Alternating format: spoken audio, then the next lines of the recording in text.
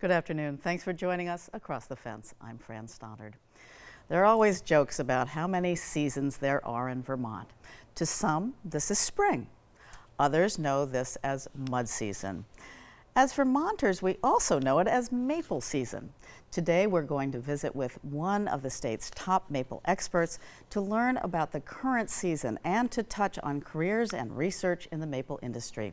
It is always a pleasure to welcome Mark Isselhardt to this program. Mark is a maple specialist with the University of Vermont Extension. Good afternoon, Mark, and thanks so much for being with us. Hey, Fran, it's great to be back. So, of course, I want to start with asking how the season is going, but we have to recognize that sap flows and maple production vary around the state. So in that context, what are you seeing and hearing about the season? Yeah, well, it's really true. You can have such variability across the state, even down to the individual operation. You know, if you have a sugar bush that climbs high up into the limit of where sugar maple grows, you can have a very different climate up there than closer to the sugar house. So with that being said, it's hard to average over the whole state. I will say that we got an early start to the season. Some of your viewers might remember tapping and sap flow actually happening in January. Vermont did have the warmest January on record, and anyone who was in the process of tapping, generally the larger producers, were going to get some sap. And so we definitely saw some syrup being made much earlier than normal. The more typical sized operations held off generally, but they did start tapping. The folks I'm talking to had, maybe half of the producers I've talked to had their earliest boil ever or earlier than expected. So the season got going, and then what often happens, it got cold again. And so we had a prolonged period of cold weather. I think right now you're seeing a big spread. So producers have a general target of what they hope to make based on their technology they use, whether tubing or buckets. If they really chase all their leaks diligently and run really high vacuum, or maybe it's not as big a priority. So you're going to have a range of what people might make per tap, so to speak. But most people that I've talked to, it's a real range. We have folks in warmer areas of the state that are really at 100% of what they would expect to be, and their season is kind of starting to wind down, perhaps, or at least in the second half for sure. Right. And then we have some folks in the really cold areas, Northeast Kingdom and elsewhere, that are not even at 20% of a crop. So that you can see there's really quite a spread. Right, so the season hasn't ended for them at all, and I know some that had to scramble in January, and maybe they were able to do it, and maybe not. It's all over the place. So, also, maple producers have been setting these production records over the past decade, so their expectations are probably high. Is it possible to tell at this point, really how it will sugar out? It's sounding like you're not ready to commit, but yeah, it's hard to really predict the next 2 weeks. I mean, I would say the next week or so, the weather looks really favorable for good sugaring weather. Obviously, the big limitation will be if it gets too hot too fast. And so last year, 2021, was a really significant year in terms of production. And that was really related to, it got warm enough early, but not too warm. And then it just stayed really perfect weather through the end. It didn't get too hot too fast. You can contrast that with 2021, where it actually did get pretty warm pretty quick, and producers felt the effect, sap flow really dropping off prematurely. Right. So anyone's guess as to whether that happens. What we are hearing, though, is producers are seeing average or above average sap sweetness. So that's helping. We're hearing about quite a bit of light colored syrup being made, maybe compared to what folks normally make. So in general, consumers will have plenty of syrup to enjoy. Well, let's talk about that color again. In a recent Vermont Maple Bulletin, producers are reporting, as you say, a lot more golden color syrup that has a very delicate taste. One sugar maker in Bennington County said he's beginning to wonder if there's going to even be any dark syrup. So is that unusual, and what does that mean? What does it tell us about the light and dark and when they come in the season? Sure.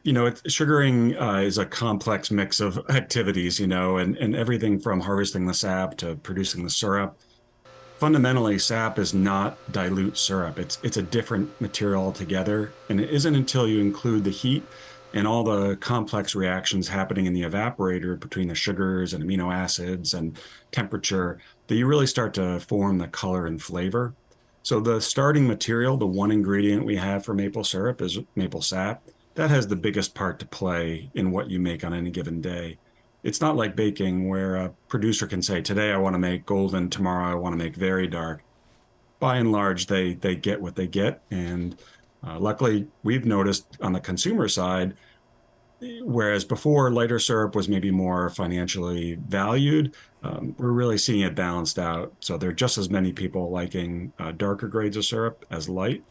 But really, it's a combination of microbiology and really complex chemistry that's driving a lot of what's forming the color and flavor that we associate with pure maple syrup. So interesting. Well, and the industry recently held 2 annual Maple Open House weekends. What feedback have you heard about how successful those have been? They've been really successful. I think not every sugar maker is in the business of doing retail, but there's a strong tradition of welcoming people to your sugar house. And the fact that the Sugar Makers Association has broadened that program to be more than just one weekend, we know that there's a lot of demand. And so we heard about a good turnout on the first weekend, a lot of families, a lot of individuals getting out there. It's great to teach kids about how sugaring's done. It's also good if you're potentially interested in getting into sugaring yourself. It's a great way to see how different operations do it.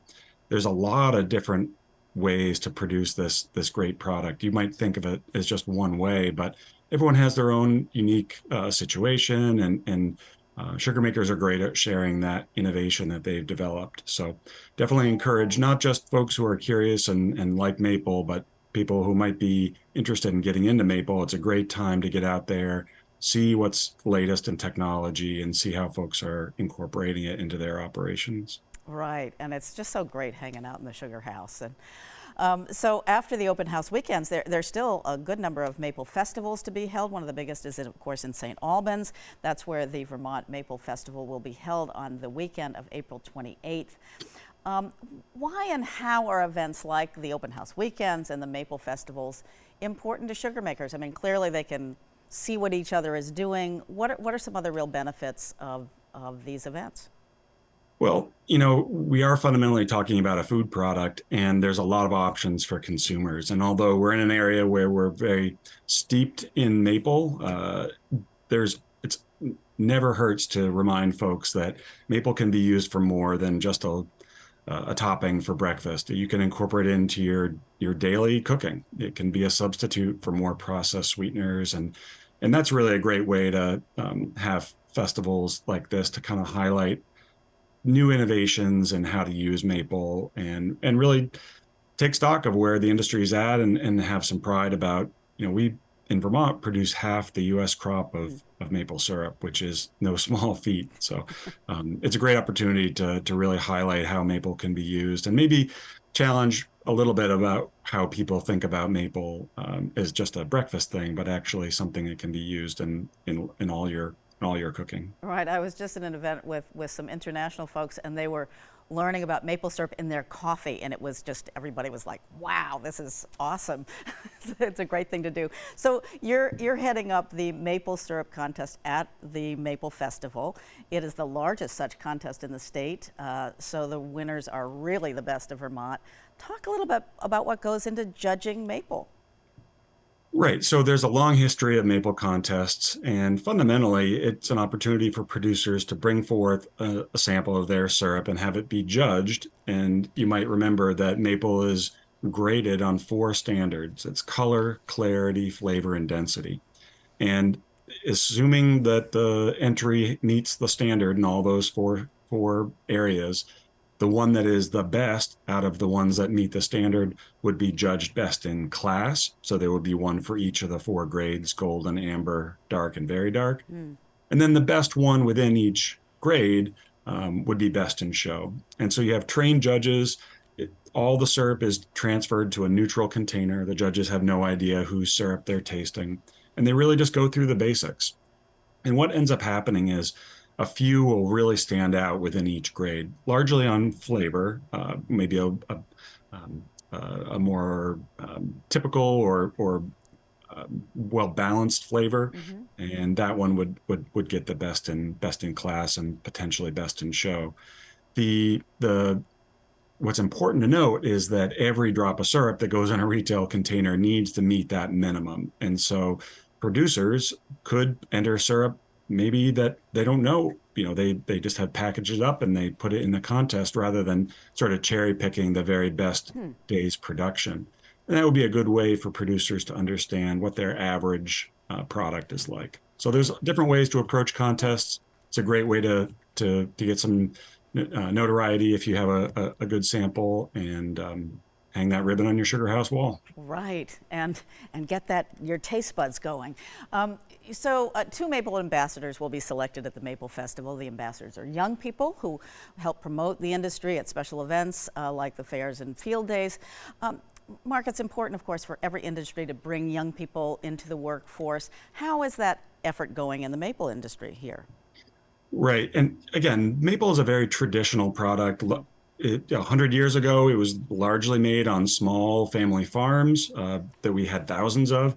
And now the industry is largely focused on a little bit larger operations and people who maybe don't have a dairy farm or have other farm activities.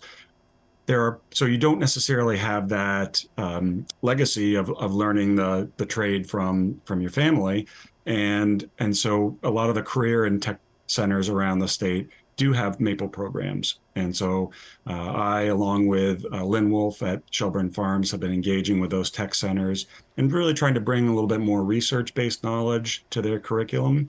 And it's kind of all come together into what we call the CDE, or Career Development Event, which you can kind of think of as a contest for maple students in high school. And what we recognize now is that students can leave high school and go right into a career. We have operations now that are looking for employees and folks who know about maple. So we know that there's definitely a pathway if they want to be their own owner operator, or if they want to join an existing operation. There's definitely demand. That's awesome. I talked recently to the Maple ambassador who wants to go into the business, so it's wonderful. So Mark, before we go, I want to point out to our viewers that they can find maple syrup anywhere in the state by checking out the Syrup Finder on the Vermont Sugar Makers website. It's a wonderful map of all these people that are doing this. You can go to vermontmaple.org. You will also find maple recipes there and information about upcoming maple events like the 56th Annual Maple Festival. Mark, thank you so much for letting us know what's happening in maple this season. Nice to talk to you, friend. Take care. You too. And thank you for joining us across the fence. I'm Fran Stoddard. Stay well.